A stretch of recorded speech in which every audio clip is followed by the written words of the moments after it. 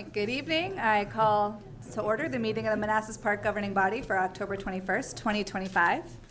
We have a request for remote participation. Kevin Moreau is requesting to attend remotely due to being out of town for a work obligation. Do I have a motion to allow the remote participation? Second. All in favor? Aye. Opposed? Abstained? Motion carries. Are you there, Kevin? No, you can't, but I just wanted to make sure you're there. All right. Approval of the agenda. We have an amended agenda. We're going to be removing item 11A. Do I have a motion to approve? Moved. Second. All in favor? Aye. Kevin? Aye. Opposed? Abstained? Motion carries. All right, please join us for a moment of silence. And Vice Mayor Moore, would you lead us in the pledge?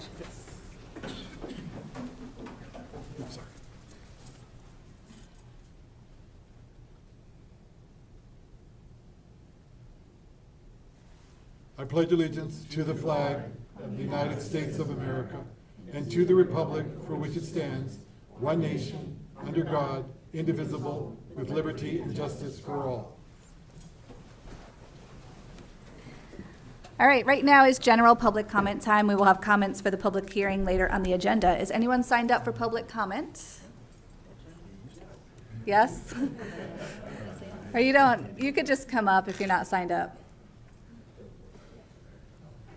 All right, who wants to go first?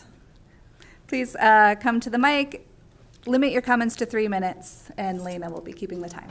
So, thank you. I'm Charlie Grimes. I'm with the Greater Prince William Trails Coalition, and I'm here to express my appreciation for what you all are doing, particularly regarding the bike pedestrian planning and the bike pedestrian infrastructure that you're looking at. Your focus on us doing something other than cars is a great example for Prince William County and some other nearby jurisdictions. I hope that you continue your focus. I hope that you get to advance this at a regional level at NVTA, and I look forward to seeing all of our kids being able to get from the east side and the west side back and forth across 28. Thank you. Anyone else?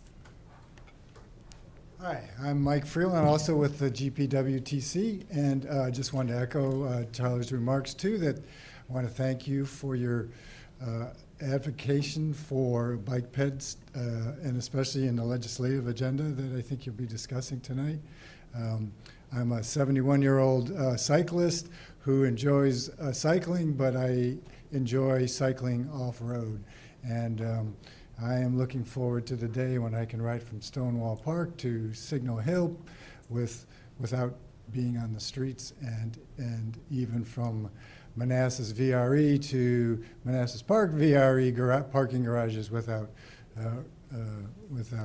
being on the street. So I think the more we can get bikes off the streets, I think you'll find more people using bikes and being much safer. So thank you for that.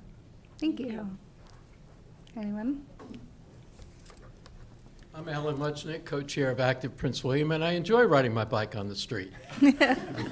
But I did want to thank you for all the planning that you've done. For those of you who aren't on MVTA, they're currently wrapping up a study of the funding needs, or what would be needed to fund the already planned but unfunded pedestrian and bicycle projects that are in all the regional transportation plans and comp plans in Northern Virginia. And VDOT finished a study last year that was spurred on by Senator Surville that concluded that to build, there was, they identified 4,875 miles, something like that, of unfinished, of lane miles of pedestrian and bicycle facilities that were in these plans, and that omitted hundreds of miles of unfinished sidewalks, for instance, not in Prince William County. So anyway, building those as standalone projects would cost anywhere between, they estimated, between $9 and $30 billion. Anyway, the MBTA, they brag about how much, and they're actually, because of all the advocacy over the years, they're actually now, and I'll congratulate them, they have this website called the Nova Gateway where they track their projects, and they're actually measuring the lane miles that they're funding for pedestrian and bicycle projects as part of their facilities. I believe somewhere around they've actually funded 86 projects, I believe, but 73 of them are with the 30% local money, and 13 are funded with some regional of the MBTA, 70% regional money. And as I recall, the total figure, and that includes, that's over 16 fiscal years, is $191 million that have been allocated over those years, many of them out years, up to, I think, 2029, for pedestrian and bicycle projects. One of which was, I think it's in the over $30 million for the Crystal City to DCA bike bridge. That's like over $30 million alone. But anyway, if you take that $191 million and divide it over 16 years, I think it comes to roughly, I forget, $8 or $12 million a year. And I calculated it would take 2,500 years to finish, if that was the only source of funding, to finish all those projects that VDOT identified. So thanks for, I mean, in Manassas Park, you really don't have a lot of new roads that you're going to build, and I imagine that the funding that you're going to do is going to be to make the existing roads safer. So thank you. Thank you. Is there anyone else who'd like to make public comment? Nope. All right. Tonight we have a public hearing. Our public hearing is regarding a water and sewer ordinance amendment. I declare the public hearing open. Welcome, Calvin. Good evening, Mayor Menson, Vice Mayor Moore, members of council, residents, staff, and guests. I'm Calvin Odell, the Director of Community Development. Here tonight, we amended the Water and Sewer Ordinance, Chapter 25 of the City Code back in June. One of the minor amendments that we wanted to make was staff had been dealing for some time trying to collect tap fees for an ongoing development in the city, and we wanted to put in an absolute due date for those tap fees, availability fees they're called in the code. Unfortunately, at the time, it seemed perfectly logical to make the availability fees either due at the time of site development permit issuance or at the time of meter installation, whichever came earliest, which is the way the wording in the code was approved.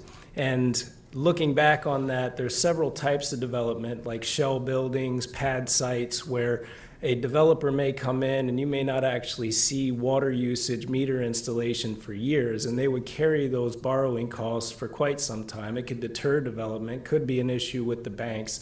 Likewise, there's often times where the developer is not the entity that's going to be responsible for the build, and those developers and builders have agreements that don't include covering of the tap fees.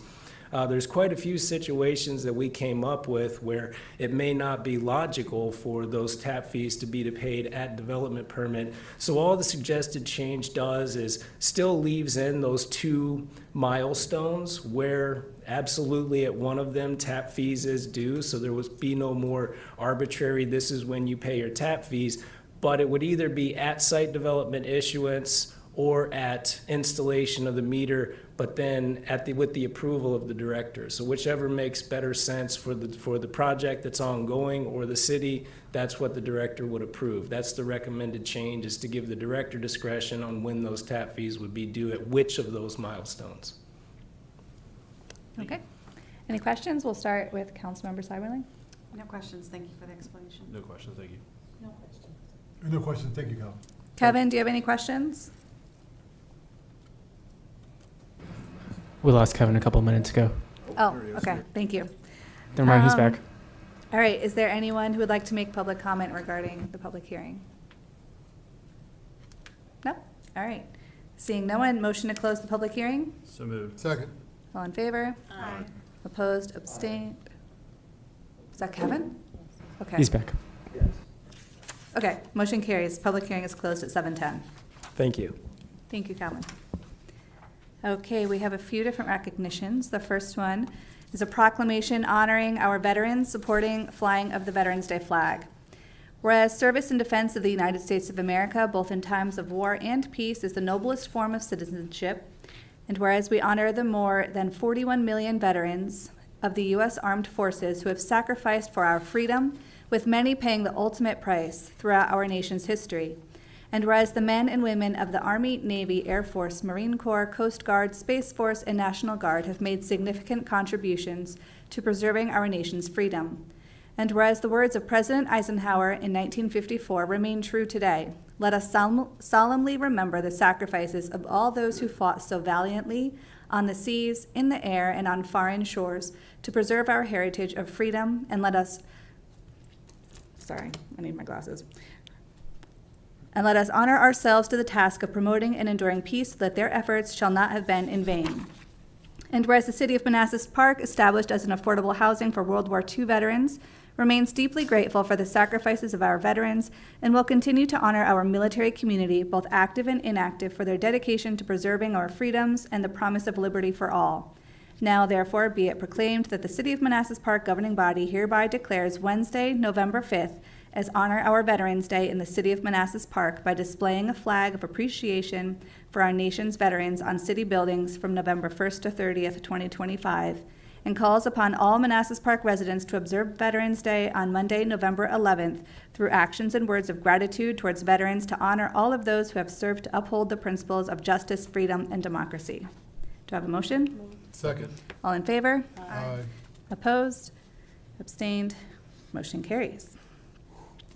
Next, we have a proclamation declaring October 2025 as Breast Cancer Awareness Month. Whereas breast cancer is the second most common cancer in women after skin cancer, and whereas breast cancer is about 100 times more common in women than in men, 1 in 8 women will be diagnosed with the disease, and diagnoses increase as patients get older. And whereas doctors estimate that about 5 to 10% of breast cancers are hereditary, and individuals whose family history puts them at increased risk for breast cancer should discuss with their doctor or qualified health professional the proper prevention and early diagnosis strategies. And whereas since early diagnosis strategies have been introduced, the 5-year survival rate for a breast cancer patient has greatly increased, now at 91%. And whereas Breast Cancer Awareness Month serves as an opportunity to increase awareness of the disease and to encourage individuals to have a plan to detect the disease in its early stages. And whereas it is vital that those affected by breast cancer have access to quality, affordable care, and that research of all forms of breast cancer continues to be vigorously supported. Now, therefore, I, Alana Mensing, Mayor of the City of Manassas Park, Virginia, and on behalf of the Manassas Park governing body, hereby proclaim and recognize October 2025 as Breast Cancer Awareness Month in the City of Manassas Park, and call this observance to the attention of all of our residents. Second. All in favor? Aye. Opposed? Abstained? Motion carries. And lastly, we have a recognition recognizing October 25 as Domestic Violence Awareness Month. Whereas anyone can be a victim of domestic violence regardless of race, age, ethnicity, sexual orientation, gender, or economic status. And whereas domestic violence threatens the physical, emotional, and mental well-being of victims, leading to lasting harm for individuals, families, and communities. And whereas children who witness domestic violence carry the trauma into their future, increasing their risk for health and behavioral challenges across their lifetime. And whereas domestic violence not only impacts intimate partners, but can also endanger family members, friends, neighbors, law enforcement officers, and community bystanders. And whereas ACTS, founded in 1969 and providing domestic violence services since 1980, remains the Greater Prince William area's only comprehensive domestic violence program, offering safe housing, court advocacy, individual and group support for children and adults, a 24/7 hotline, prevention, education, and crisis intervention services that are free, confidential, and available to anyone in need.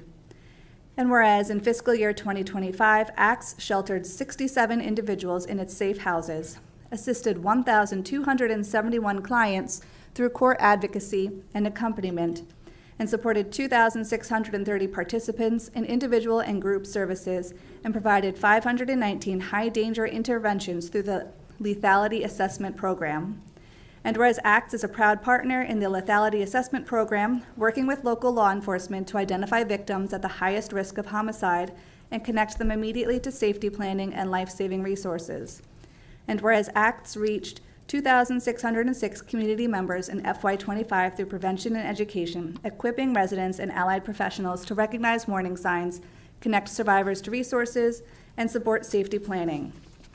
And whereas ACTS works in partnership with law enforcement, the courts, healthcare providers, schools, faith communities, local government, and many other organizations to promote safety, healing, and prevention throughout our community. Now therefore be it resolved that the Manassas Park City Council hereby proclaims October 2025 as Domestic Violence Awareness Month. Moved. Second. All in favor? Aye. Opposed? Abstained? Motion carries. And just a note, we have an event this Thursday at 6 o'clock at the Manassas Park Community Center. It is a domestic violence resources workshop. You can come, ask questions, and find out more. All right, where are we now? Presentations. First quarter crime statistics.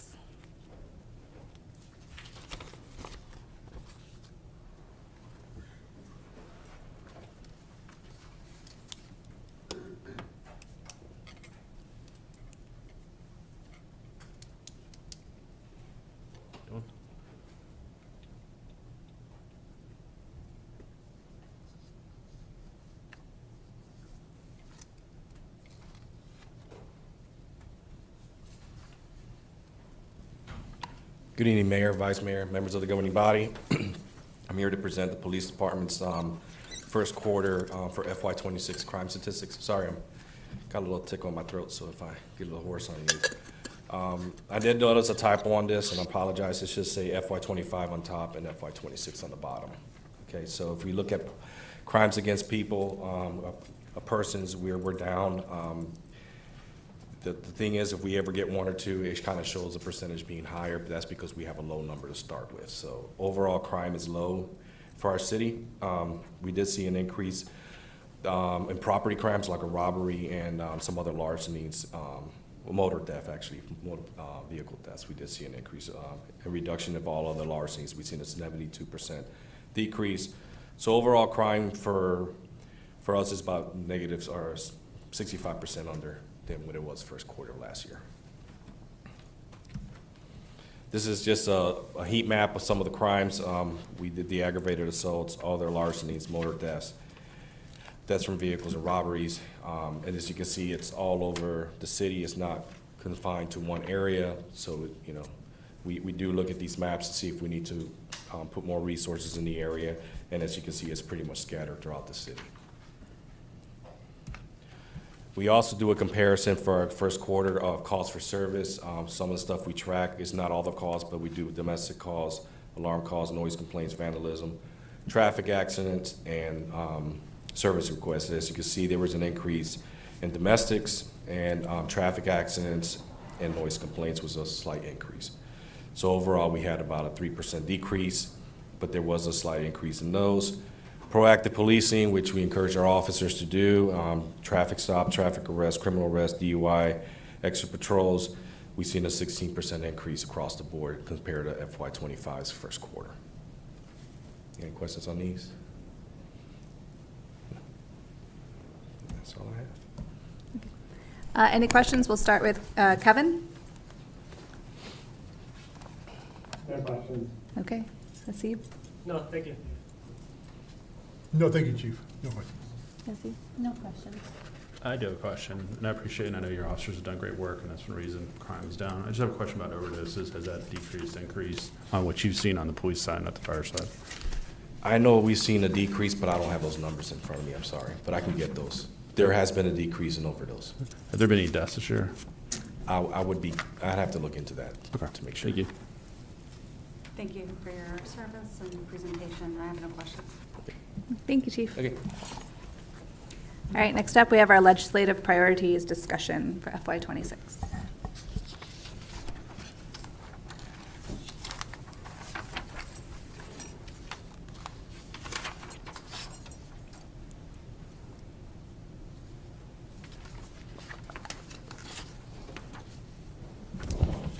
Thank you, Mayor, Council.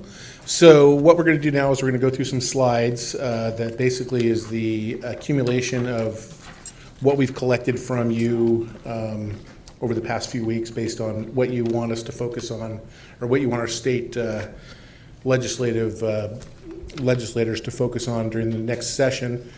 One thing I do want to say is some of these things are also interesting at the federal level, so we intend to share the final adopted legislative priorities with Merchant McIntyre, so it can also be shared with our national federal representatives. So purpose, you know why you do this. We do it every year.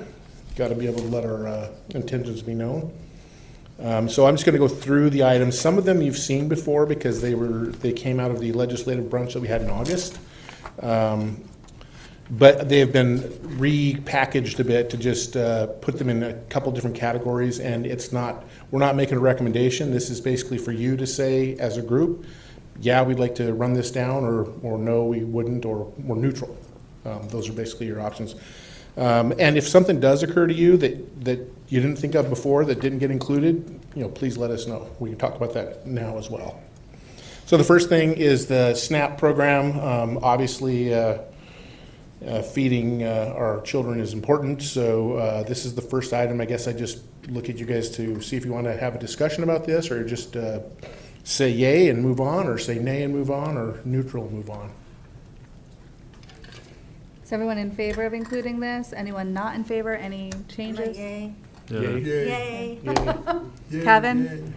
Yay, awesome. I Great. figure that'll be the case in many of these, but some of them I think you'll want to talk about. So, all right, the next one is along the same lines. This is with the schools, so it's the breakfast and lunch programs at the school. Similar to SNAP, they are fully or partially funded by the federal government through the U.S. Department of Agriculture, and we're anticipating that they're going to be impacted in some way as they look at funding for the next, if it ever starts up again for the next fiscal year. So, yay or nay? I assume a yay on this one? Yeah. Yay. Yep. Kevin? This is then Senate Bill 1307 is the 1% sales tax for school CIPs. This was on the docket last year, did not pass. I believe it will be reintroduced this year, and again, looking for consensus on whether we include this as something we support. I'm a nay on this. And the reason I'm a nay, and I just want to state that for the record, is that we've lost 15%, and we've lost another 10%. Enrollment's down 27%, and we constantly have the highest tax rate. And I think this puts a burden on all those restaurants, all those businesses, localities raise their meals tax in the general area, and it's seen an impact at some of the restaurants, and Prince William County it's regressed. So I think this will hurt our businesses. Okay, so one no. Any other no's? Any other questions? To oppose the 1%? Yeah. Yeah. You opposed it? To additional 1%, right? That's what this is. It's an additional. Mhm. Right, I thought I sent the email about this, but yeah, I'm not in favor of that. Okay, 2 no's. Kevin? Yes. Yes. Yes. Okay. So the consensus is yes. And just to be clear, this is not imposing a tax. This is having a law passed at the state level that allows local governments to impose a tax. So if it does pass at the state level and it ends up coming back here, we have a lot of opportunity to talk about it. And if I could add as well, there's also a referendum requirement on this if it passes, so it would have to go to the voters. Yeah. Great. Did you have a comment, Kevin? No, sorry, I was just going to clarify with Carl that we would have to exercise it, and I think Brian just answered my question Okay, on the referendum. great. You've seen this one before, these two before. This is the improvements to the, the first one's the Virginia Fire Personnel Equipment Grant Program. This program was a bill, again, introduced in session in 2025, died in finance, provides funding for firefighters and equipment. Seems reasonable, but up to you. Yay. Yeah. Yay. Yay. Okay, and the next one is improved retirement benefits for 911 dispatchers, basically treating them the same as Virginia State Patrol officers when they retire, especially from the hazard perspective. Yep, okay. I'm a yay on this, but I understand why this isn't being done for all, even other employees, because VRS has been unfair for all the regular employees. We can certainly change it. I should have said this earlier. Some of these things are bills that have already been put together. And then you'll see some that don't have bill numbers on them, and they're just ideas that don't have a corresponding bill. So we could add a. I mean, I think it should be fair, but I think VRS is one of the worst systems, especially on tier 3 if you're on it. I mean, thank God I work at an employer that does not use VRS. They have a rule of 90. These have a rule of 80. It just places hardship on. I mean, it's just a long time. You have to be there basically 33 years to retire, and that's a long time. There may be, I didn't research that, but there may be other bills that we'll go down that road as well. Again, you guys will see this in a nice document at some point down the road once we get all the input. And and we'll include that. Yeah, I'll have to second that if we Yeah. can push that, because VRS has degraded in the last 12 years. They've rolled out different versions of it. It's gotten worse and worse. So I've got to work 33 years before I can retire? Yes, Okay, we'll add that or in. 5 years each. Next one is to increase the retirement multiplier for law enforcement. Again, this was a bill introduced in 2025, did not pass. Basically improves, basically for every year you work, you get 1.75% of your highest average, I think, 5 years. And they would like to see that increase to 2, which I think is the national average. So I assume we're not going to fight on this one. And this next one, House Bill 1986, allows VRS retirees to return to work without restrictions. What that means is continue to draw your earned retirement. Right now, if you want to return to work or take a job after you've earned your retirement, can draw your retirement. In Virginia, you can only work part-time. And so this bill would allow you to work full-time. This was brought to us by the public safety folks because they believe that having part-time but credited law enforcement officers and firefighters would be a good thing for us, but it actually would benefit everyone in the system. So that's EA. So, which one? Everyone okay with these two? 1986. The first one, I'd like to see that for everybody. Yeah. No, I got that. Yeah. The first one, HB. Yeah, no, yep. We're on 1986 second one, which does actually apply to everyone. No, I agree with that. Yeah. Everyone okay with these two? Kevin? Yes. Next one, Senate Bill 130. So when you are drawing your retirement as a retired public safety person, you get hazard pay as a part of that. But once you reach Social Security age, the hazard pay is removed, and this bill is aiming to keep it going as long as you're living. So, Yay. Yeah. yep. Yay. Kevin? Yes. Great. Another one for dispatchers, enhanced retirement system proposals for dispatchers. These were introduced in 2024. I'm sorry, the other one was hazard pay, like I talked about. This is the one that gives them the retirement like the state retirement, like the state patrol officers. But again, I think Councilmember Carrera's point, improve for everybody. Yes. Yes? All right, next one's new. You haven't seen this one before. This is a joint resolution between the House and Senate that would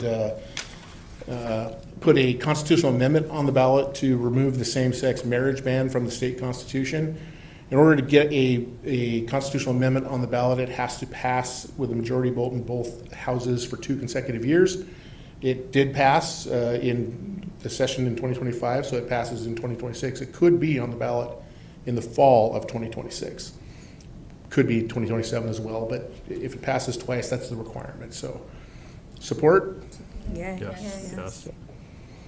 Next one, similar to that, also a constitutional amendment to establish the right to reproductive freedom in the state of Virginia, the Commonwealth, I'm sorry. Same situation, this one also passed in the session in 2025 and needs to pass again in the 2026 session and could be put on the ballot this fall, or next fall. Yes. Yep. Yes. Kevin? All right. Next one is a constitutional amendment to restore voting rights for previously incarcerated adults without application. Right now, if you are a convicted felon and you've satisfied certain criteria, you can apply to have your voting rights restored. This joint resolution would make that automatic for convicted felons that have served their sentence. This is the same situation, passed in 2025, needs to pass again in 2026 in order to be on the ballot. I'm a no on that. The way the way that bill is written, and I know about it, so I'm a no on that. Yes. Yes. Kevin? Yes. And then this next one is one that I could not find a companion bill for, so it's just the concept of allowing people to vote without government-issued ID. My question on this one is, don't they already get to do that and just cast a provisional ballot? They do. So this, change it to a regular ballot? Or just keep it as is? I think this amendment would change it to a regular ballot. If we go. We should know who's voting. Yeah, we don't have to support everything. This is just one of the items that was submitted for discussion, so I haven't gotten a read on this one, though. I don't understand understand it. I don't. You understand? No, I don't understand it because then you can vote and I don't have an ID and then I come back and wear a hat and I can vote again? No, you come in and you have to sign a document saying, I am this person. You don't have to prove you are that person when you vote. Okay. I'm a no for that one too. Yeah, I'm a no. Okay. Wait, well, let's go down. No. Michael? No. I'm a no. No. Abstain. Where are we allowing voting The without bottom one, government? yeah. The bottom one, allow I'd like to voting see without more a government. Oh, yeah. Yeah. No, no, Yeah. it's Very clear. Well, again, there's no So bill sometimes done with very this clear. one. Let's So- leave it off for Yeah, it's now okay. until, I agree. Yep. Very okay. clear. Sounds good. Sorry, Kevin, we voted without you. The next one is, again, there's Okay. no companion bill with this one, but it is just the general idea that to increase protections against discrimination based on gender identity. There are a couple of laws on the books in Virginia that already do this in certain situations, but it is not global. So that's another idea that was submitted for consideration. So, again, there is no bill currently being considered, so. I'm yes on all three of those. I'm a yes for all three too. Yes, we can go each one. Hold on, I gotta read it. Well, that makes that go fast. Okay. Yes Kevin, on all did you, three. can you see this, Kevin? I don't want to run past you. It wasn't in the packet, but Yeah. I'm just kind of going based on, the verbal description. Okay. Okay. But yes to the first one, because I've heard that, but, Okay, the second one was legislation improves access and affordability to mental health services. And the third one is supporting legislation improves funding for foster care and other child-based programs. okay, yes for three, all three. Is he good? Yep. Good, Yeah, okay. me too. Good for all three. Yep, great. The next one you've seen before, this is the bills that were introduced last year to redirect red light and speed cameras in school zones, the proceeds to the VHSIP program. This was, did not make it out of committee last year, but it is going to be reintroduced this year. So again, yay, nay, neutral. Wait, what? No, we don't. Red light camera. It redirects the money that comes off the enforcement of people that run the red lights or the speed in the school zones, and it gives that money to the state. No. No. Yeah, It comes no. to us right now. Yes. Correct. I'm opposed to it in Keep it. general, Yeah. so. Keep it. Keep it here. money. Yeah, it would be considered a perverse incentive. Basically, there would be, we have to pay to have these cameras operating in our city. We'd have to, it would cost us to have this happen. But again, I didn't want to put any flavor on it, just get your guys, your opinion on it. The next one, again, Senate Bill 1404 would make it mandatory that all school boards have to be elected through general election. This was introduced last year, it did not pass. Continue to not support? Yeah, absolutely. Or we'll I- have no school board. I don't support that, but also if it does move forward, I think it's because of Hanover County what's going on there, and it should be just, cities should be exempt from that if it does pass. So they should at least have a watered down or secondary. Well, we will monitor it. If it needs a friendly amendment along the way, we can react at that time, but got it. Kevin, you good with school board and red light? So just to be clear, we're saying we are against the school board method selection. Yeah, against them having to be elected. Correct, exactly, okay. Which we already have the ability to do if we wanted to do here. We could. So we don't- Yeah, yeah. So just for the record, I'm actually for election process, for a more democratic process for the school board. Okay. But it sounds like the consensus is opposed. All right. You've seen this in a different little packaging as well. This is the statewide housing targets that requires that all jurisdictions increase their housing stock by a certain percentage within a certain amount of time. As long as we don't have So to. Go ahead, I know Kevin. there was some discussion about this the first time it was brought up. I think Vice Mayor Moore had the point that, we as Manassas Park are pro-housing, right? We're always trying to create new housing stock. But I think that the bill as it's currently written could force our jurisdiction to create a lot more housing units that we might not have the ability to do and not take credit for the ones that have been completed in the past. And so as it is written currently, I would be opposed to it. And I think we should probably have our folks try to work with the authors of the bill to have some provisions baked in that say, that take into consideration the housing stock that's been created in Manassas Park historically, and then also talk about the penalties that cities or jurisdictions would be subject to if they did not meet these requirements before we, formally took a yes or no position on the bill. That's just my thinking. We agree. Yeah, I agree with Kevin. I agree. Just one question. Where I discussed rent control and matching it to index. I think you, the vice mayor, rent control and matching it to It's index. coming. Oh, it's coming. You have it in here? It's the next slide, I believe. Oh, it said housing. Yeah, the other thing with this thing is that the board can override a locality's decision to maybe reject a residential development.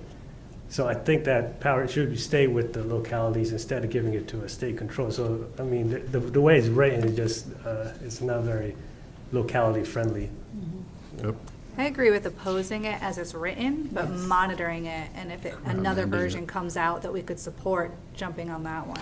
Yeah, I expect we won't be the only ones in this boat, and it may be something we can be proactive on, actually, not just wait and Yeah. say, hey, let's change this, tweak this up front, and then Yes. we don't have to pay so much close attention to it, so So perhaps we could write in there that we're willing to, do a friendly amendment or, Yeah.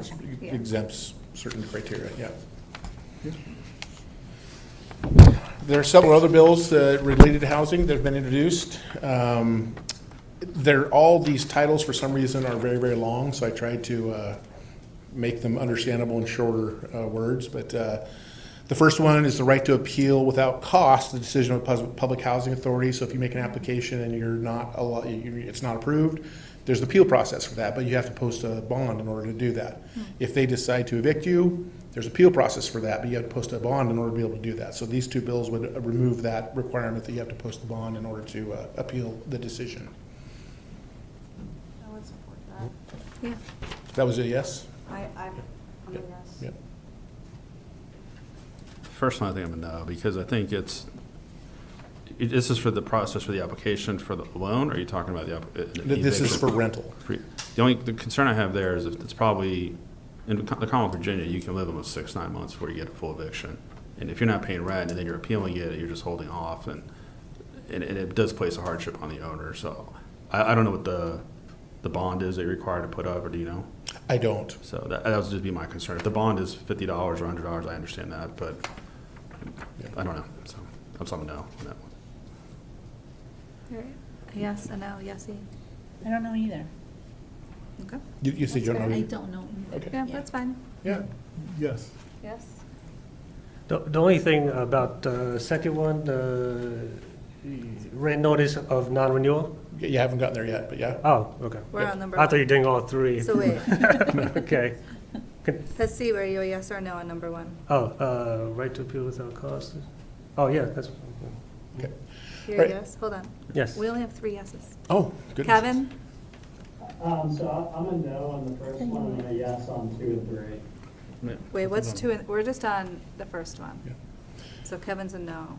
Yeah, so 2 So- is, so it's a no on the first one. Well, it's a sounds no like. on the Yep, first yep. one. We'll take it off. So number 2 requires written notice of non-renewal of lease. I can't believe that is not a requirement already, but you can just say, hey, your lease is up at the end of the month, find a new place to live, and that's it. So this bill would require that you be provided written notice with a certain number of days, which hasn't been established yet, before your lease is terminated.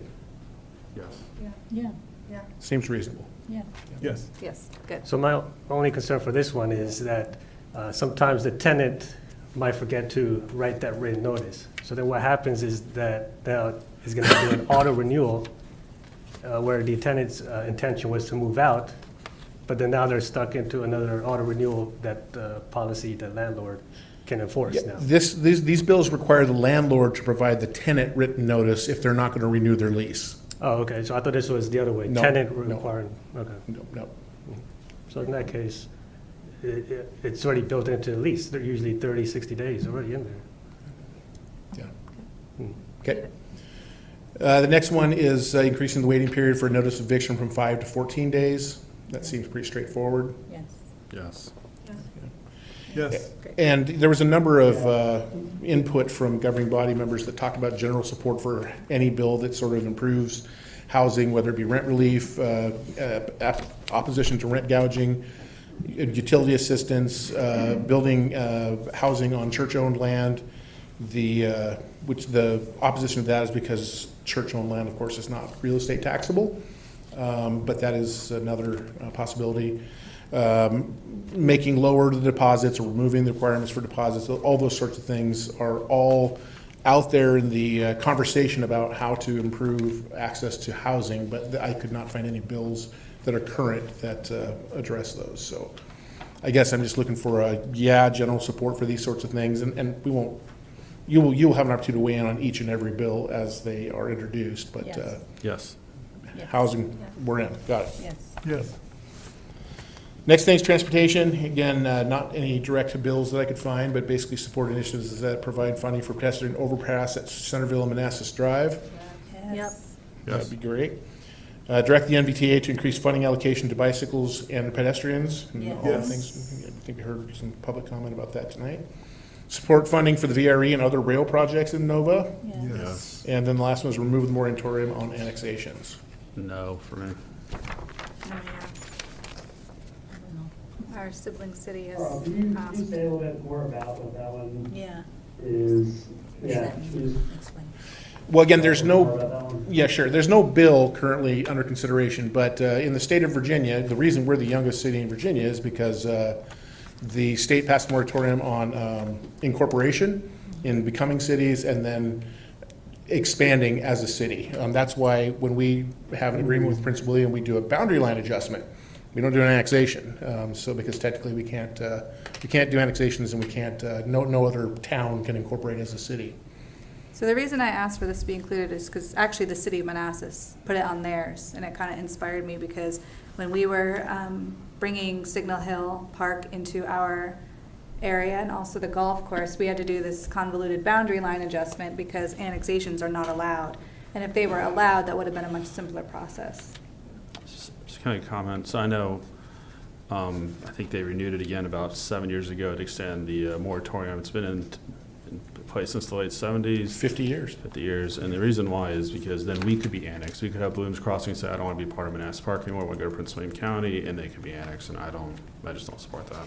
Yeah, the impetus behind it was to provide support for the counties. If every town that grew to a certain level became its own city, then the counties would shrink and their resource base would shrink. So My I think understanding, it was- there's 3 moratoriums. There's a moratorium on incorporation of cities, one on incorporation of towns, and then the one also on annexation. So annexation, there's right, there's yeah. 3, isn't it? Yeah, That's I'm only correct. asking for the one. Yeah. Although I'm up for discussion. Because there are people in Bloom's Crossing would probably, if you have a tax rate that's 40 cents lower, they could gather together and then what happens is, the reason I'm opposed to it is because then there's localities that want to take the wealthier part of localities, only areas that are struggling, and that's not right. And they do that all over the South, and it's just not right. I don't think, That's a good point. so I don't know, it's just my thought. And again, there is no legislation currently being considered, but I think the mayor mentioned that Manassas put it on theirs, and that was focused just on the annexation piece, not the other two, but. I mean, I do think it's very pie in the sky, so if it comes off, it's fine. If you don't want to take it off. I'm not supportive. Remove it. Yeah.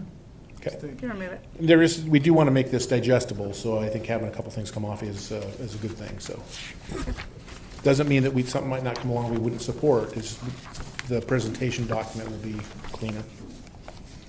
That's it, that's what I got from staff, and what I got from governing body input, so. Vice Mayor? Yeah, thank you. Carl, I just had a question on how you market this document. So once we finalize our prioritizations, other than the senator and our delegate, who else will get a copy of our prioritization? Well, I intend to give it to Merchant McIntyre so they can share it with Okay. our 2 senators and our congressperson. Yes. But that's it. The point of it is to influence legislation at the state and federal level, so.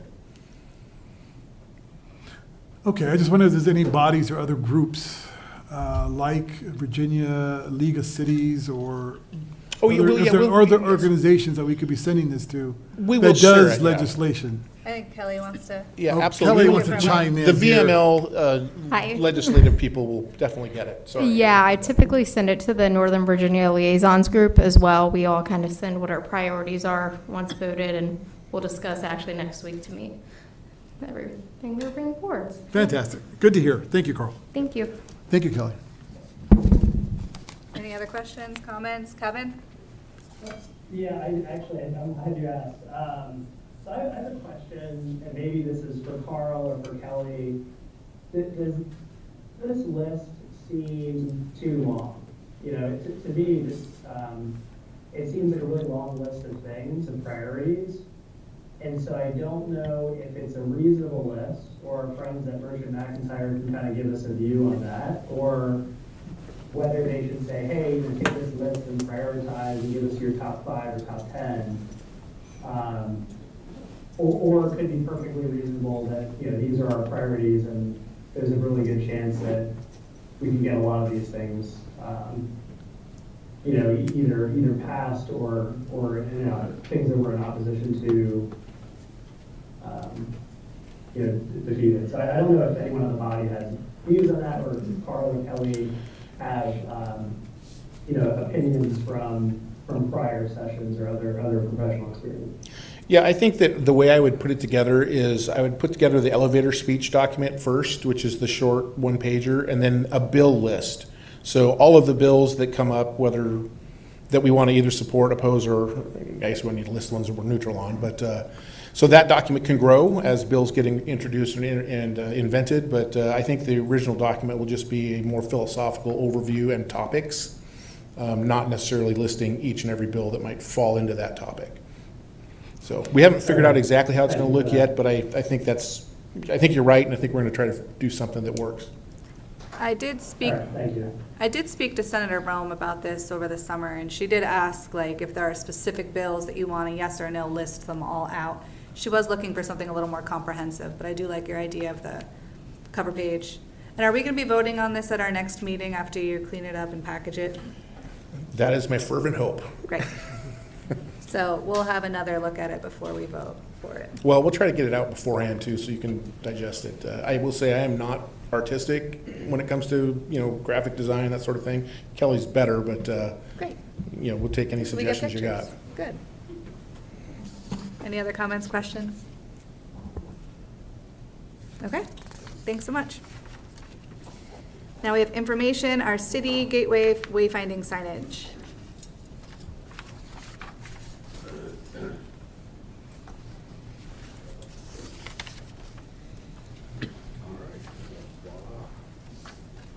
Good evening, Honorable Mayor, members of council. Turn on the microphone, Steve. Can you hear me now? Yes. Honorable Mayor, members of council, I'm Steve Hall, the Transportation Program Manager. I'm pleased to be in front of you tonight to present our Gateway and Wayfinding Sign Plan. For those of you that were present this afternoon, we had a great ribbon cutting for the VRE Park Central Garage downtown. This effort as well is aimed at getting people into downtown. So it's a really big deal for Manassas Park and the garage itself, but this also is as well. Some background, our comprehensive plan from 2019, which we will be updating pretty soon. So some of these goals may change a bit, but we talk about our city center redevelopment district. We talk about having a mix of uses in our city center redevelopment district, and we talk about implementing wayfinding signs to get people to our city center redevelopment district. As you see, a lot of the uses are coming out of the ground, and they're also occupying our stores, and we've got the groundbreaking coming up for the theater. So we need to do a better job of making sure that we get people to downtown that may just drive on 28 and bypass the city, get them to take a right or left on Manassas Drive. You will recall we did a Complete Streets mini assessment a few years back. It had several high-level recommendations with a number of implementation steps. One of those was a wayfinding sign plan. Again, aimed at predominantly getting people downtown, but also welcome to Manassas Park. If you see on 28, you'll see the welcome gateway sign to Manassas, the electronic LED board. Something very similar we're hopeful to get as well in Manassas Park. instead of the old school green, exit this jurisdiction, welcome to this one. So they recommended a number of sign types in the Complete Streets Assessment, both Gateway, welcome to Manassas Park, welcome to Park Central, and Wayfinding. Take a right here, take a left there. 25 to 30 total signs. We also looked at general recommendations as part of the Complete Streets study. We incorporated the city branding and logo that you did several years ago, but we wanted to make sure we stayed consistent with that. We put out an RFP, and Sign Graphics was hired as a local consultant to do the design. They incorporated, again, the branding into the specs of all the signs, did some mock-ups for us. We conducted a number of site visits with them, along with city staff. We had Public Works present, myself, Abdul, our transportation project manager, to identify what we felt were the good locations to put each of these signs. And as you can see here, this is a rendering or a mock-up of what we think the Gateway, Welcome to Manassas Park sign could look like. Obviously, there would be different messages that pop up there, different events, potentially other forms of advertising, but that's something that it could look like. And then you have on the back, thanks for visiting the city downtown, you have what we call a static gateway, meaning it doesn't change, it's not changeable. So we have Park Central, and these would be illuminated at night.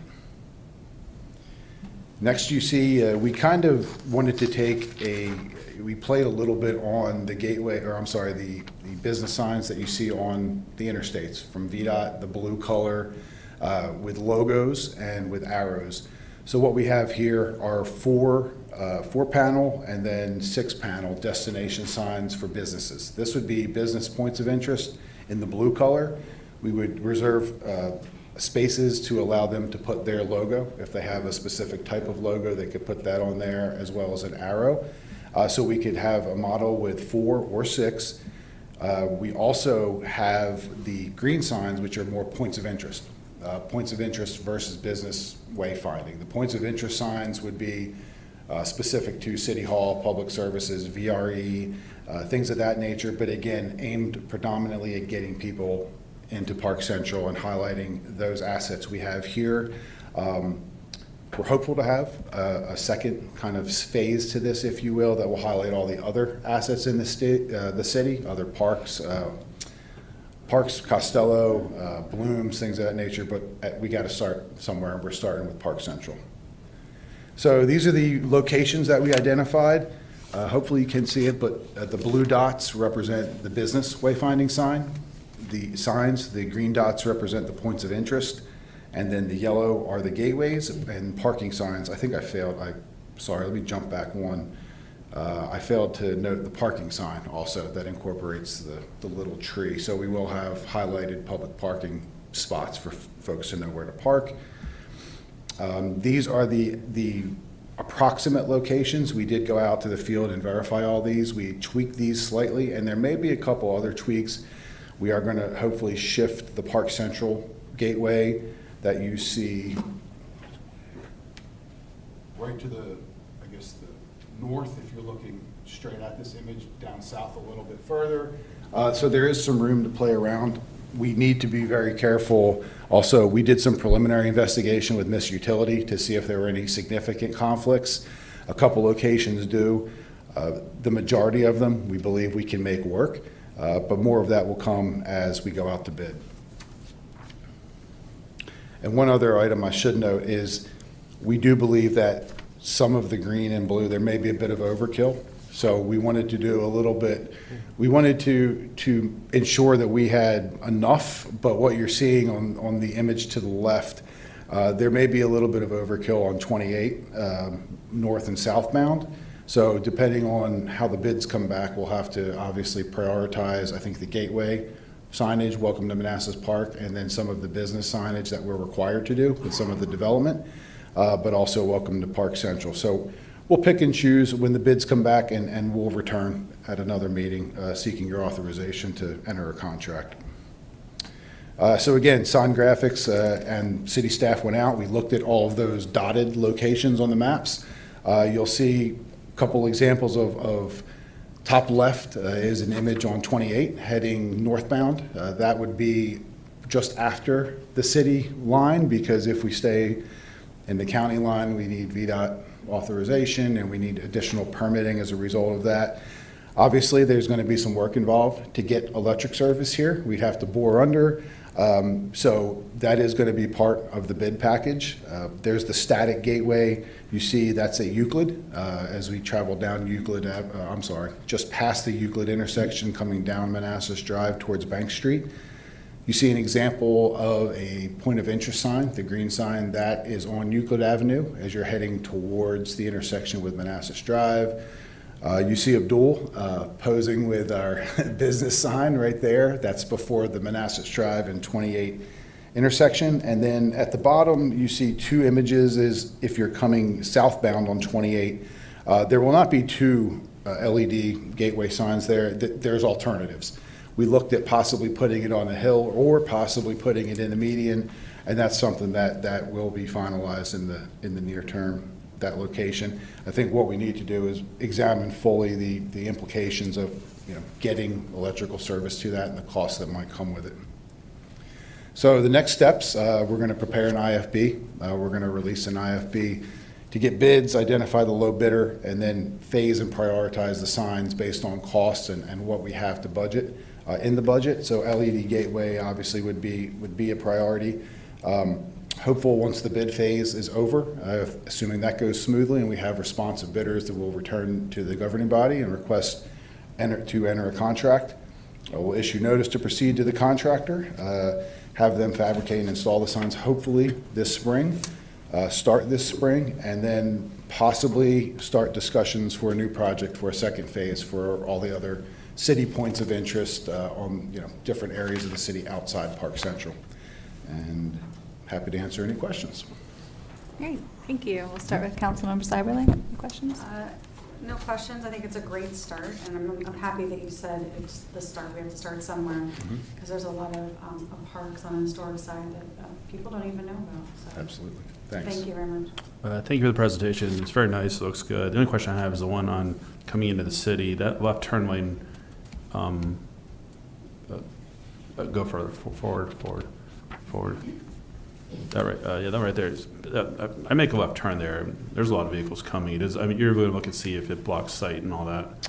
Yes, yeah, that's one comment. It's a busy people. Yeah, that's one comment I should have made too. All these signs are and will certainly be MUTCD uniform, the manual and uniform traffic control devices compliant. So meaning they'll meet all standards, but we need to absolutely ensure that all lines of sight are That's a met. busy road right there, trying to make a left. I don't know if it could be pushed back a little bit. It may be appropriate there. I'm just a thought. I like it in the center too. I like in the center, it should be pushed back a little more. Because I know that if you're at the second vehicle, you're still looking beyond to see if you can make a left, and it's just people drive past there. Yeah, entering Bloom's Quarry. Yeah. Yeah. But yeah, all lines of sight certainly will have to be met. We've had a couple comments too about that Euclid, the sign just past Euclid too. It takes up the majority of that island, the median, and there is a chance it could be hit. However, if we moved it to the right where we were initially looking at it, hit a long time ago. Tons of utilities. It was hit. Yes, there 2015. was a wooden. Yes, there was a wooden sign. It was destroyed. It was hit hard. It was, but with the number of utilities that are adjacent on the right-hand side, traveling, I guess that would be eastbound Manassas Drive, we may not be able to get it in over there. But Is there a way to make that median bigger? we could look at shrinking some travel lanes, but How about making the sign smaller? or make the sign smaller. Yeah, we make the sign smaller too. Yes, Yeah, I don't know if I didn't see it, but is there any plan to put any signage on Manassas Drive West side, since it's always very traveled as well? And there's nothing that says, go to downtown in that area. Yeah, the one sign that we do have on Manassas Drive westbound, and thank you for the question, is at Mathis. We do have a sign at Mathis, but we did not initially put anything further on on Manassas Drive on the western end. We certainly can look to do that. We were targeting the volume of traffic that travels north and south on 28, thinking that's the majority of the trips. It is, but there's also a lot of traffic that comes from other cities from our side Definitely. too, from the west side. So it'd be nice to Absolutely. have something that, that's like by the church, right at the border. If we could find a space, like where the Public Works building is now, Okay. At which building, I'm sorry? the Public Works. Public building. Works, yep. Yeah. For both the Wayfind, for both the business and the Or points? anything that just, I mean, whatever we can afford. No, sure. Basically. But something that says, welcome to Manassas Park would be nice. Got it. Thank you. I have 2 questions. One I think is already answered in the slides, is that we do intend to have signs for our community center in the next phase of this. Yes, Okay. that was something we talked about earlier on, but we thought, kind of given the initial recommendation of the Complete Streets plan, that we would try to tackle downtown. But yes, the hope is, and I've been in discussions with Lauren Luck and Jay Swisher about continuing this for parks access, yeah. Then my other question is, how are we picking which businesses will be put on the signs? We have a draft policy internally that has been prepared based on some of the VDOT criteria, how they pick their interstate signage. Obviously, some of the businesses are required through, discussions and contracts that we have with them to be placed on signage. That's in draft form, and we're going to have to circulate that as a policy with the city, but that needs to be finalized. Okay, thank you. Thank you. Thank you, Steve, for the presentation. My only question is about anti-tagging surfaces. Are we making sure that, particularly the wayfinding signs that are low, and people could walk up to, that it's going to be anti-tagging surfaces? Or can easily be cleaned if tagged? That's a very good question, and I'm going to have to defer that to our sign consultant regarding the surface. I totally understand the concern, certainly not something we want on brand-new signs, but it's my understanding that the signs that will go up should not have issues regarding tagging, that they can be cleaned easily, but I'm not 100% Is familiar it something that we with could include in the the RFP? technology, but yes. And let the vendors tell us what they can or cannot do? I'm assuming there's a finish of some sort that can go on. There is. Yeah, that has to be included. We can't have tagged signs, certainly, so. Yeah, well, we Thank should you. ask. Thank you, Steve. Thank you. Hey, Steve, for the sign mock-up location slide, are you proposing 2 LEDs on the 28? Yes, we are. One on northbound and one on southbound. Okay, so it was just like directly across from each other. I don't know if you're putting it. Oh, I'm sorry. We're proposing one on northbound and one on southbound. The image that shows 2 shows the potential location of one. There will be one. Okay. So whether it's in the. Because it's kind of overkill, I was just kind of. Yeah, definitely. There's not going to be 2 there. There will be either one in the median or one on the right-hand side. Okay.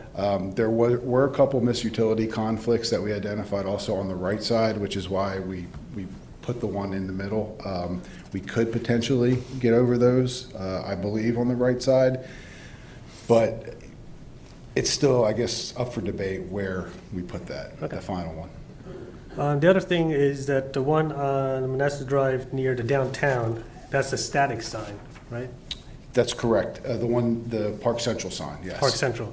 I don't know how the body would feel, but I kind of like the LED where we could kind of promote our downtown Fun Fridays and stuff like that on that downtown signage. That's a good idea. I would agree. So, I mean, people that are traveling up and down that road, put promotions, even a governing body meeting or whatever, and that's, it'd be easy to market a lot of our festivities. Are we still getting the LED screen for the movie theater on the outside of the theater?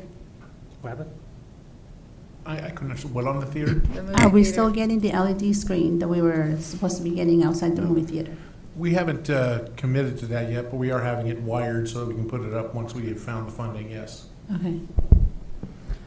Yeah, and then the other thing was like you can have businesses actually come and promote themselves on that sign as well, directly to their core customers. I mean, it's just Sure. like, hey, we have free donuts on Mondays for Yoder Donuts. So, I think we should consider an LED on that instead of the static. Definitely. Yeah, I think that's a great idea. Obviously, there's going to be a cost to come along with an additional So it'd be LED, good to but compare. we do have, the good thing about this project is moving forward, we'll have prototypes. For example, the mock-ups of the LED, we'll have, mock-ups of the wayfinding signs. So if and when we do a phase 2, or we want to do a different LED or a different Welcome to Manassas Park, gateway, we'll already have the design completed to kind of turn around and say, okay, do we want this exact same sign in this new location? Do we want to do an LED instead of a static? And Right. we can incorporate that in the bid and get a comparison about what it would Because you can technically cost. switch, you can switch the static and LED on 28 and. Correct. We could do that, or we can say we want, 4 LEDs and find out what the cost is and find out what a unit would be for, and then sort of pick and choose. The last question is the VRE putting any wayfinding signage to their garage? The VRE recently updated some of their signage. Well, I know they updated their signs to put a new logo for the surface parking lot. Just as you come over the tracks, Right. you'll see a new VRE sign. I will have to get with them to check. I'm pretty sure that they are going to want to put something up. It hasn't been put up yet, but I'll have to confirm. I would with them. assume a new garage, maybe something on 28. Definitely. To that point, I would see if there's a way we could collaborate with them, maybe a cost savings, if they're doing maybe a joint sign we could do with them. Yeah, that at least as we were coming up with the mock-ups, one of the thoughts definitely was incorporating the VRE on one of our signs, but we should approach them and see if, they would be interested in sharing some of that responsibility. Right. For sure. Yeah. Definitely. I think that's it. Thank you. All right, thank you. Kevin, any questions, comments? Yeah, so Steve, the mock-up on slide 2, is it possible that the signage can be raised up so the brick base is, maybe a couple feet high so that folks could see it? I know every afternoon, that intersection gets backed up, both at the light and the folks turning onto Blue's Quarry. Is that a possibility if we kept it on the left-hand side to avoid the utility issues that you spoke of? I'm sorry, Councilmember, which slide? Go back to the one you had up.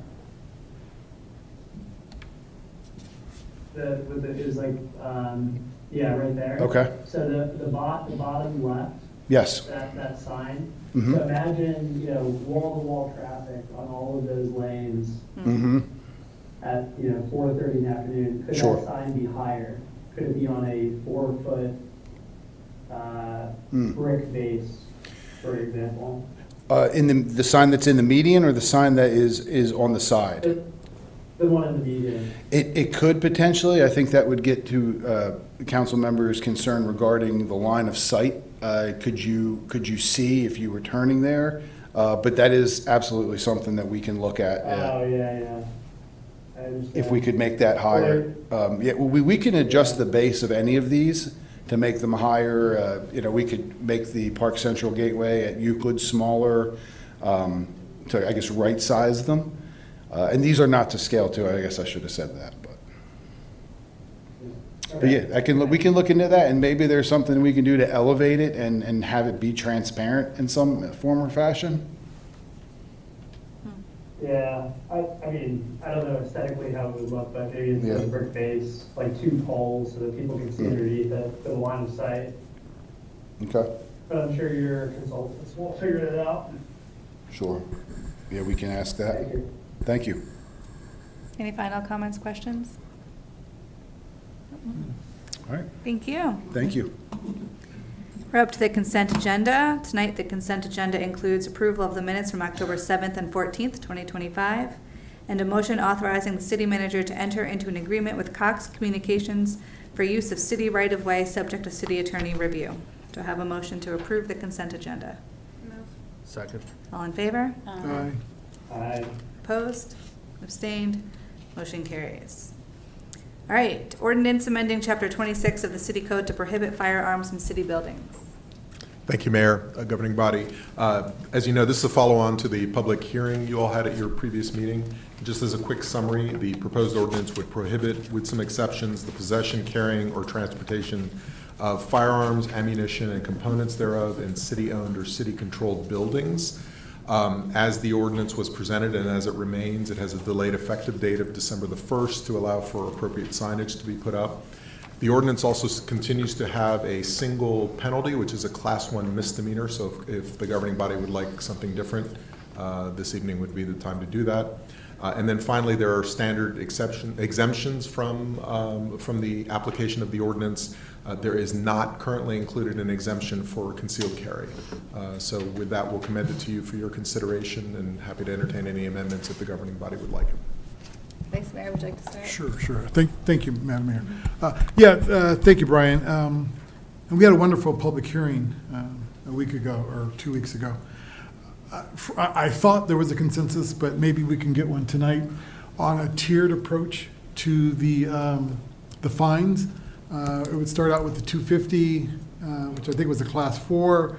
It would go to $500, and then on the third offense, it would be the high $2,500. And in talking to this city manager, I agree that there should be a time element attached to this as well, so that, if you get a $250 on your first offense fine, and 10 years later you get another offense, it doesn't jump to $500. It would still do $50. So I think we should have some kind of time element between the periods of time that a person gets their first offense. I'm not sure what that is. I'm opening it to my colleagues. It's what they think, maybe a year. Or something like that before it goes to second offense. And I'm trying to think. So the concealed carry is not in the ordinance. Is that correct? Correct. And I hope it to stay that way. Otherwise, I think it defeats the purpose of this whole policy. And what other issue did you say we not resolved? I think December 1st being the starting date. If that's what the city is saying, if they need that time to get the signs up, that seems very appropriate to me as well. Yes, that was the remaining issue. So it's essentially whether you want any additional exemptions and whether you want a graduated structure for violations and a time limit between. Sure, I'd like to see it, like I said, the graduated and the time being December 1st. So let the rest of my colleagues weigh in. We'll start with Kevin this time. I'm happy with the two provisions that the Vice Mayor just laid out. Okay. Councilmember Javed. So you're proposing to keep the concealed weapon in the ordinance? Is that what? No, it's not currently there. So I'm for leaving it out. So leaving it out? So Yes. people that have concealed weapons can still enter the building? Is that No, what it means? it would not be able to. Okay. It would cover people with concealed weapons or people who have. So that's what I'm saying. So the ordinance will cover everybody that's holding? Yes, okay, yes. I mean, my approach is to kind of let the concealed weapons holders be able to enter public buildings if there's a compromise, if there could be a compromise to be met. The fine to me seems a little, because these people are not breaking any laws and they're not criminals. And proposing a tiered fine kind of gives a perception that we're treating them a different way than a regular citizen, saying that, we're going to enforce this by imposing this fine, and we're going to collect this from the rights that we took away. So, I mean, to me, I don't think there was a lot of discussion on this from the board. I think a work session should have been more appropriate to have an ordinance change of this magnitude. So the lack of discussion, even via email, I didn't even see anything about discussion on any of this tier fines or talking about this ordinance. If it's happened outside the doors, I'm not sure. But either way, I think the best thing is, even with the signs, I think there was an email that sent out, we don't even have a budget, I think he mentioned, how much would it cost to enforce this change? How much would it cost to put signs up? How are we enforcing this legislative change? Yeah, right? we talked about that in the public hearing. Yeah. We said, it'd be not a proactive, but it would be a response to a complaint. It'd be complaint driven. So we wouldn't have the police department wanding, or we wouldn't have metal detectors at our front doors, but it would be complaint-driven. And as far as cost, I had a conversation with the city manager. You know, we have a sign-making machine. I'm not sure if you know that, Councilmember Hasib. We can make our own signs. And so it'd be a very little or low cost to the city to make the signs needed to go on the 3 or 4 buildings that the city actually owns. We're not talking about a great cost. We're also talking about parks too, I think was included in this. Yeah, so maybe 4 buildings. Yeah, Community center. This is Yes. not, but no, we're not including the parks. Yeah, the parks are not included, This is just just buildings. buildings. It's not driveways or parking lots or parks. It's just. Oh, I thought there was a inside verbiage in buildings. there, something about Signal Hill No, Park. you gotta read it, Mr. Hassi. Yeah. It just doesn't say anything there about that, just owned buildings or leased property by the city. Okay. Councilmember.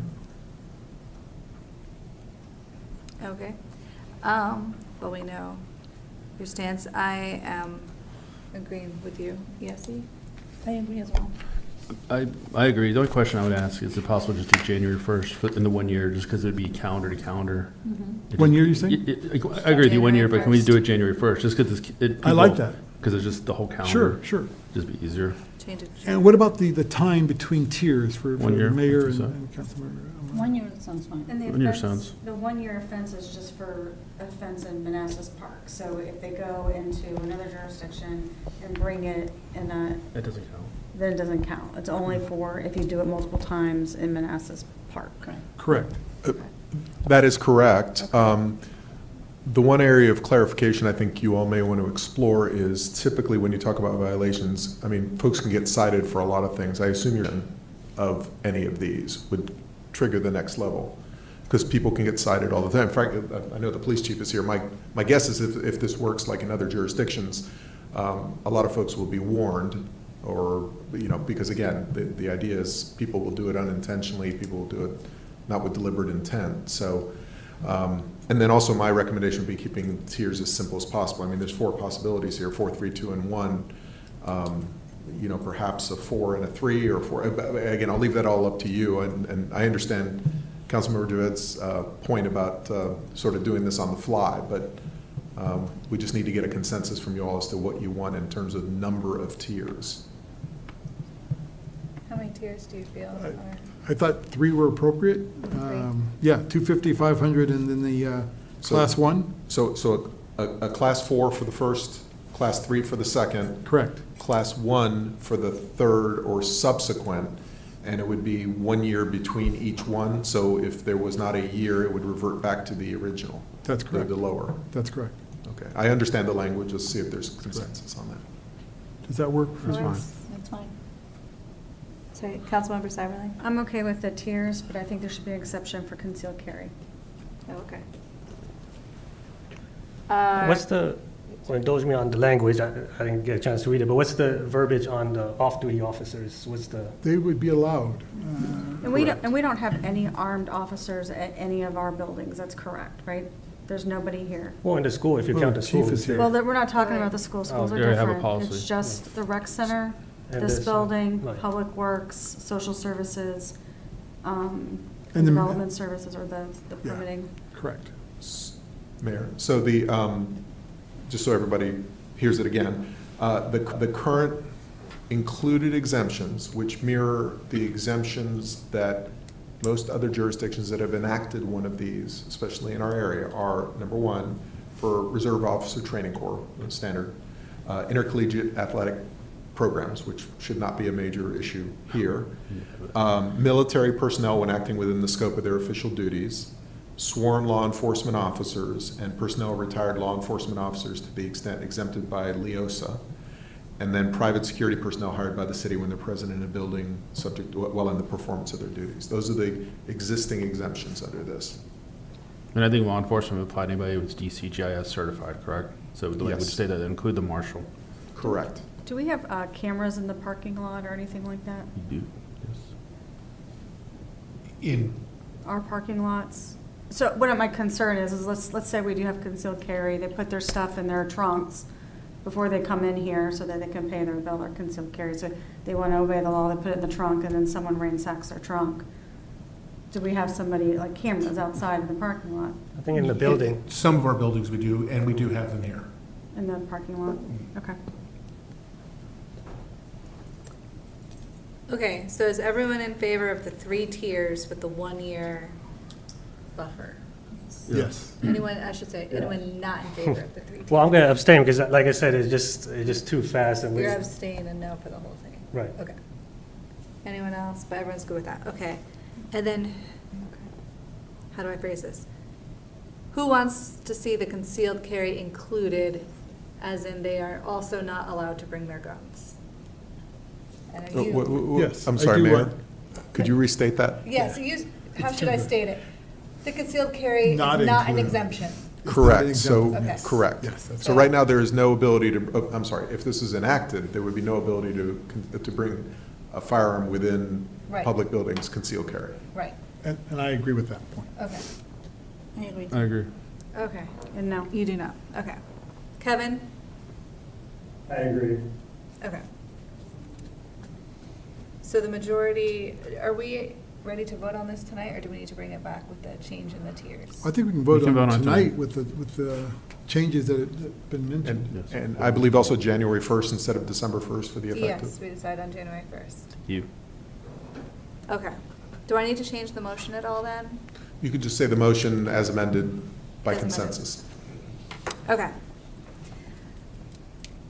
So the motion is to approve the amendment to Chapter 26 of the Code of the City of Manassas Park to add a new Section 26-10 pertaining to the prohibition on the possession, carrying, or transportation of firearms, ammunition, or components thereof in city buildings, to include a delayed effective date of January 1st, 2025, as amended tonight. Moved. You moved it, I'm so I'll sorry, second. you No, a second, that's fine. But I would ask, we could have a roll call vote, please? Sure, yes. So moved and seconded. Roll call, we'll start with Councilmember Cywilling. No. Yes. Yes. Yes. Yes. No. Kevin? Yes. Okay, motion carries. Thank you. Thank you. Land use design of Ivy Park.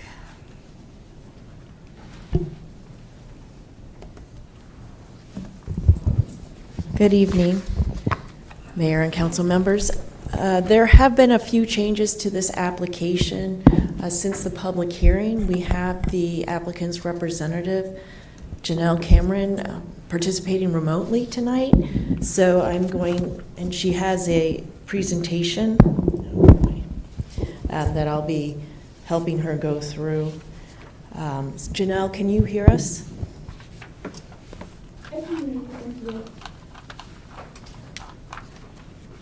So I was just going to defer to the applicant to go through the changes of the application. Okay. Welcome, Janelle. Thank you for allowing me to join remotely. I'm Janelle Cameron of Balsh here again on behalf of Ted Canadian for the Ivy Park project, and we made a couple of changes between Planning Commission, between the governing body meeting based on feedback that we heard. So I thought it'd be helpful if I just quickly run through those changes that were made. The first change, and if I share my screen, can you all see it? Or do we need to change it? No, I'm going to change it for you, Janelle. Just let me know. Okay. Thank you. And unfortunately, I can't see the screen from the computer, but the second slide, please, would be helpful. Okay, done. Thank you. So the applicant made a minor change to the date of the master development plan and design guidelines. That did not change what was actually in the agenda package that you all reviewed on October 7th. It was just a cleanup item as a typographical error. Next slide, please. There were specific questions regarding fencing on the site. And we were specifically asked to look at whether or not we would be able to do some sort of sound noise barrier along the property line to the north. So the applicant has submitted that the fence located on the northern property line adjacent to tax map number 30-3-3, which is the industrial owned property that the city of Manassas Park owns, shall be a minimum of 8 feet tall and have a minimum rating of STC 23. And in speaking with Canadian sound consultant, the sound barrier is really based on height and the rating of the wall. And so 8 feet will provide significant reductions in sound. And the minimum rating of STC 23 is VDOT's minimum rating that they require for sound barriers adjacent to highways. Next slide, please. And finally, it was requested that in the overhead utility lines proffer that we change it from if after 12 months to after 6 months, and we made that change.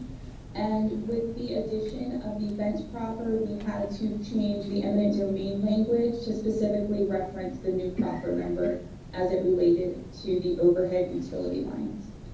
And those were our changes, and I'm happy to answer any questions that you all may have. Okay, we'll start with Kevin. Any questions? No questions, thank you. Councilmember Javed? I think it was the question about the buffer. What was the comment on that?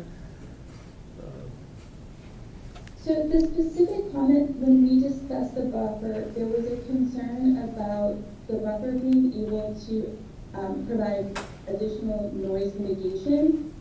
And the question that was specifically asked was, could we do sort of a brick or stone wall to help with noise mitigation? And what we committed to was providing a sound wall to the northern property line. That will help with sound reduction. But the distance itself didn't change? The distance itself did not change. Okay. Thank you. No, no question. I don't have any questions. I am happy to see the sound wall added. That makes me feel better about the buffer reduction. No questions. No questions. Okay, so I just looked up what STC 23 means, and it's something you can hear audible speech through. It's equivalent to a thin wall or hollow core door. So that's what STC 23 means. So the door in your interior of your house that you can talk through is what STC means. STC 23 means. So it's considered hollow, and standardized measure of how well a wall, door, or window or barrier blocks airborne sound. So it's not actually very good. So it's not the equivalent of what the highway has then? Not according to this, no. It says 20 to 25. What you hear is very audible speech.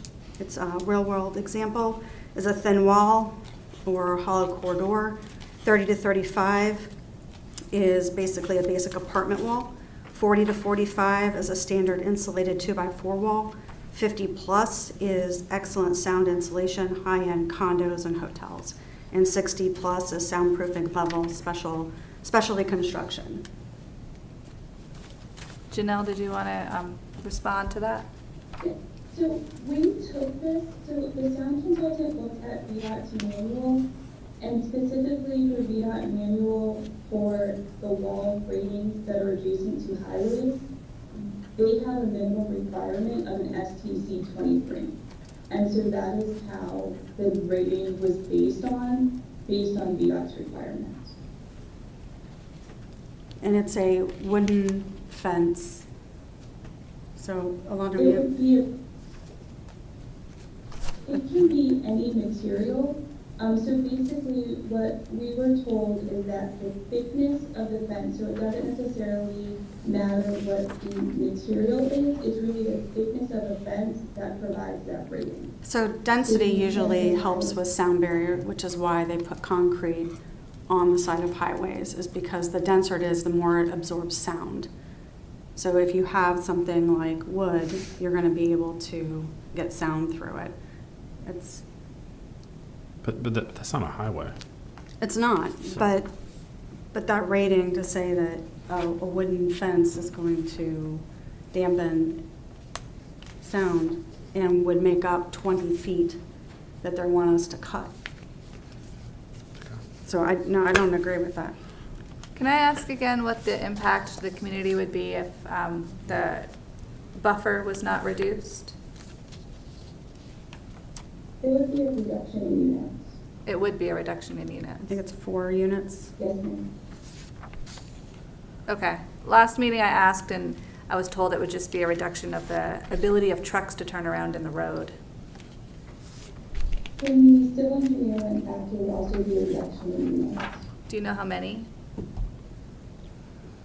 Hold on one moment, I can give that answer. I believe it is 4. Okay, thank you.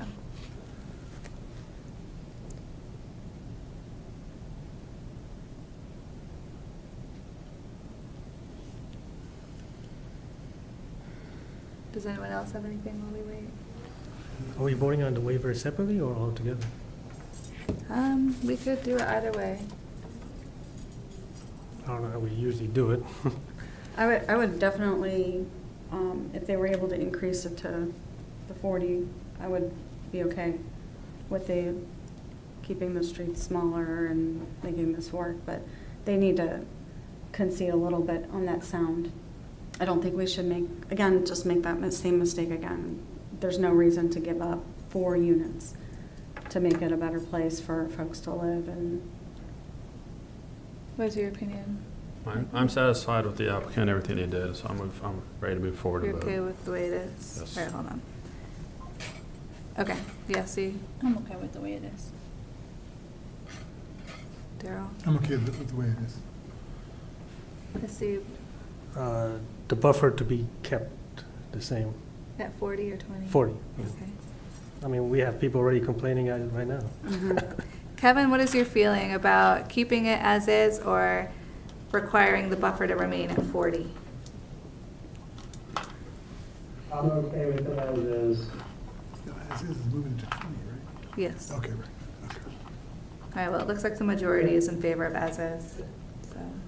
Just for the record, that, the businesses that are in that building north of the unit, they operate on 9 to 5. So there might be some buildings during normal business hours, but they're Monday through Friday, 9 to 5 operations. And I know there was some commentary about, loud cars there at night, but that's not, that shouldn't fall on the applicant. That's our responsibility as the city to investigate those things and look into it. Okay. Is there any? And it would be a reduction, sorry, I wanted to be able to answer your question, it would be a reduction in 4 units. Okay. All right, thank you. Well, it looks like the majority is in favor of as is. So I'll read the motion. Is it this on the piece of paper? Yeah, you can pick what you would. The whole entire like. thing? There's one So- option if you're approving Right. I'll read it the top without one. modification. Well, if you read the top one, you're not changing any of the waivers below. We're not. The majority is fine. So as then is. then the first motion at the top, as you said, completely appropriate. Okay. I move that the governing body approve rezoning RZ 2025-01 to rezone the subject properties from the I-1 Industrial District and PUD, Planned Unit Development, to PUD, Planned Unit Development Residential, subject to the third submission, as revised through July 17, 2025, of the Master Development Plan and proffer statement dated October 13, 2025. Furthermore, I move that the governing body approve zoning waivers WAI 2025-01A through WAI 2025-01C and public facility manual waivers PFW 2025-01A through PFW 2025-01F. So moved. Second. All right, and we'll do this one roll call too. So we'll start down here. Roll call. no. Yes. Yes. No. Yes. I'm going to abstain, no. Abstain. Kevin? Yes. Okay, motion carries. Thank you. I knew we had one more. Okay, Ring Central, replace the phone system. Oh, yes. It's only 8:30. No. Yes. We do. So it's only 8:30. Should be out by right now. No, we're not. So well. We're moving. 8:34. No, we should move it closer. Michael, No, it should be faster. You can speak slowly, Don. No, we cannot. Michael wants you No, to speak quicker, slowly. please. Over there. We want all the details. Or your budget, 50% reduction. You've got 30 minutes. You can, We want all the you can stay details. No, we don't have 30 No, minutes. no. We need a All right. timestamp. All right. Go ahead. Good evening, Mayor and governing body. I'm here to talk to you about the phone system. Our current phone system is... Did they turn it on? Oh, we hear you. Oh, there we go. How's that? You think I'd know how to turn the button on myself? I wasn't going to say it. Yeah. I told you I'm tired. We're going to talk about the phone system. Our current phone system is now getting to end of life, and we're looking to move forward to a better system. We looked at several different systems. Ring Central won out on everything that it gives us and the price. Our phone vendor that we use right now, IPC, it actually uses it themselves, so they're very good on knowing the product, and they will be the ones who help us move everything over to them. There's a lot of good stuff that comes with it. One, we won't have to rely on copper wires anymore.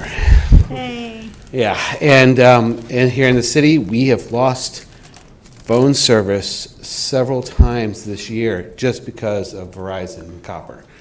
And we don't know, they keep saying, oh, we're going to upgrade you, but we never know with them. This will get us off that and into a better platform. So, any questions? Great. I forgot which side we're starting with. We'll start with. No questions, thank you. The only question I have is, are you not implementing Teams phones for any of them and removing some phones? Yeah, we will be doing some phones with it has an add-on for Teams. That was one of the big things. So some people, it depends on if they want the phone or not, or use it. It'd also be mobile. Because if you do Teams, you can directly do it off the Surface with a headphone, and that way you eliminate the cost of the phone. We're doing that right now at my employer. So Right. So We to eliminate some of the- looked at Teams itself as a line. We decided not to. We went with Ring Central. It does incorporate within Teams. Right. And you can use your computer instead of headphones. Right. So some people will probably be doing that. And we'll be able to reuse some of our phones. So we're not getting rid of all our phones and redoing So some of them all. will transition. Okay. So yeah, some of the nicer phones will transition. Some we won't even renew. Thank you. Question? No question. Thank you, Don, for the presentation. I have a question about, these phones will be placed throughout the city, including Treasurer and Commissioner of Revenue? Yes. And will they have voicemail function? Oh, yeah. So one of the differences is that everyone will have an actual phone number. There's a lot more stuff that we can do with this Ring Central that we couldn't do before. One of the things is we'll have electronic faxing through numbers so that if they're working from home, they can still send a fax, receive a fax. That won't be a problem. Also, all voice messages are actually emailed to them with written out to them, transcribed, so they can actually see what they're getting. There's more routing that we can do with it than we could do with our phone system right now. And would departments be able to say, we want to turn off the voicemail and not allow our employees to have voicemail? Is that capable in the system for a department? Oh, yeah. We can, certain numbers you may not want to have a voicemail, and some you will. But yeah, you'll have that capability if you want. That's a problem. For me. Well, I'm they sure other won't, people so but cutting off your they won't be voicemail. able to do it, no. They have to submit a ticket, and it has to come to us, and we would have to turn it off. Gotcha. So that's all on our side of it, on that. And that would have to be done through appropriate. Yeah, okay. That's good to hear. Okay, thank you, Don. You're welcome. Well, I'll eliminate. I understand, I don't know, that the Commissioner of Revenue and some of the treasurers aren't allowed to use a voicemail system. And so I hear a number of complaints from citizens who say they never answer their phone. and then when they're not able to leave a message because a voicemail is turned off. So that infuriates them even more. And to say that we have departments that may be doing that is troubling to me. Right. Everyone should be able to call and leave a voicemail. And And be responded to within 72 hours. So I really do believe the council should, at some point, take a phone policy and look at it and think about adopting something for our city. Because customers' complaints is huge. We just get all kind of complaints about people not answering their phones or not being able to leave a message. So anyway, that's me. But we'll make Right. sure that everyone has, everyone has the capability to have a voice. With our current one, yes, there are some that, because of the price, but this is all included. The That's other great. thing is that long distance is all included into that, but you wouldn't understand, finance would understand is our long distance, we can only pay by check in the mail. Wow. You remember that company called MCI? Yes. They still kind of exist Wow. with Verizon. So so we'll be saving money with faxes, we'll be saving money with our long distance and some of the other combining and getting rid of some of the Verizon stuff, so. Fantastic. Can Thank I you. ask something real Thank quick you. about the phone? Does it have the ability to call, give you the time possibly that the phone will be answered? So when people are waiting, let's say the phone will be estimated wait time's 10 minutes, and does that have the ability also, some places do this like a phone tree, that they can call you back? I would have to look into that, I Okay, don't that's know all if I they have. do. Thank you. That's a great question. It does log the time. I use it right now in my business, but it does log the time and stuff. Oh, cool. Yeah. Do you have any comments, questions? Kevin, comments, questions? Hey, Doc, can you just talk a little bit about, I don't know if this is in the contract, but some Ring Central as a provider, do we feel confident that they have the appropriate, what's the term I want to use, like business continuity if things go down? Yes, they have 5 nines on there, which means that they're only down for 8 minutes a year. Okay, Supposed to be. That's good to hear. The only reason why I bring it up, I don't know anything about Ring Central. I just know in the past, sometimes local governments will go with the lowest cost provider, and sometimes those providers go out of business, leaving the customers in a difficult spot, having to go out and purchase very expensive equipment or services at the drop of the hat. So I just want to make sure that you guys are not just looking for a good value for the taxpayers, but also are confident in the quality of service, the SLAs that they commit to. I agree with you on that point. I try not to always, when I look at the lowest bid, I'm always looking at why is it the lowest bid, for one. And we looked more at what it could do for us. We also talked with IPC, who is our phone vendor right now, and they've been using it for a couple of years. And so they gave it a thumbs up, saying that it was a good service. They've been around for a while, and we looked at that. And then we did look at a couple others, but with everything we were able to get with it, made it a kind of no-brainer for us. All right, thank you for that. No problem. And a good feature of it is that it's bilingual. Yep. You can, because, if there's like Spanish or Hispanic people speaking individuals, you might not have them on staff, you can have the Ring Central, talking Spanish and stuff. So it's pretty neat to do other languages. And Vice Mayor? Yeah, Don, just for my clarification, given the conversation, so we did do a bid, or is this a sole source contract? It was, we didn't do a bid, we did sole source. We should put that in the report from now on. Okay. I really hate We're when not we do writing sole on source. that. But don't we tell the didn't do a council. bid, but we did do we looked at like 3 different companies. Oh, so you did a 3-quote. We did do that. Okay, so it's not a sole source, it's a 3-quote. It is not, it is 3 also quotes. Sourcewell, we're writing, these other people have done this, so we're not, it wasn't procured that way, sole source. Okay, yeah, sorry. Okay. And just since I'm talking, another comment, Vice Mayor, one of the other features is when you leave a voicemail, it's transcribed and it's sent to your email.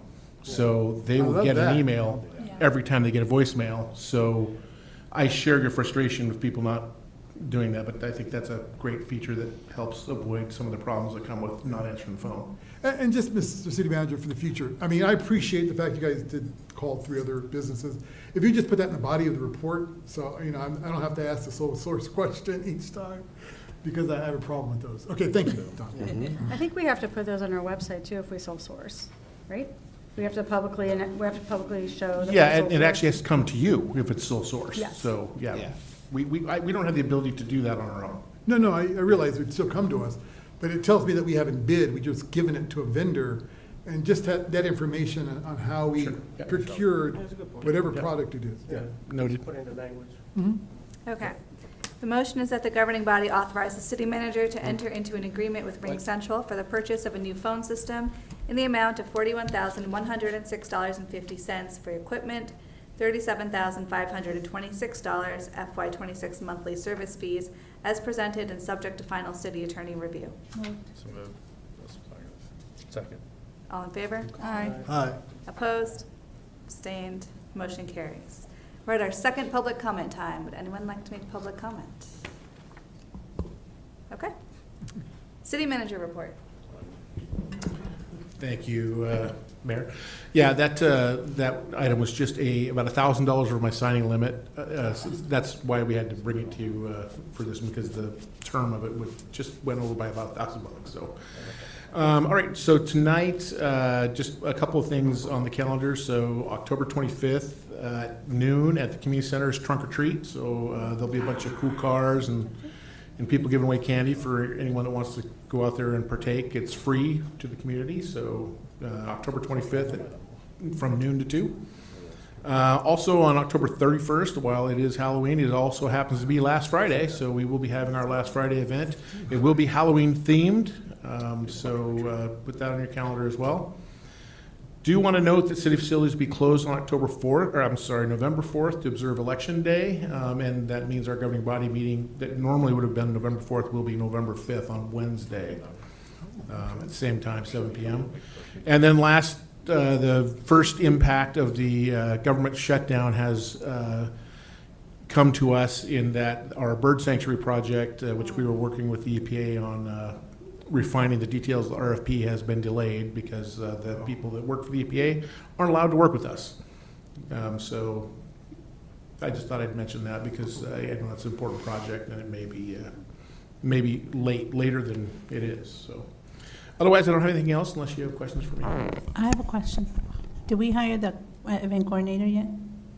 Yes, the event coordinator starts November 3rd. I tentatively have her on the agenda for November 5th for introduction, but she doesn't know that yet, so we might move it to the second meeting in November, depending on what her schedule is. So I heard a rumor from the farmers market vendors, one of them, I guess, that someone's saying that we're no longer going to have our farmers market. Is that true? No. Okay. Quick question, when are we getting our personal property tax bills? I'm gonna ask. I would say we extended the deadline to December 5th, and anything beyond that, you're going to have to ask Well, the, that's the due date. When are we getting actually the bill, like how much we owe? you'll have to ask the Commissioner of the Revenue. All right, thank you. It doesn't answer their phone. I know. I would like to thank Good luck staff for getting following. that. The Halloween event was very well attended, and it was a really fun event, so thank you everyone who had a part in that. Absolutely, and go police, they won the pumpkin carving contest. Yeah, your punk guys. Congratulations. That was amazing. You guys are very talented. It looked really good. That was a lot of work.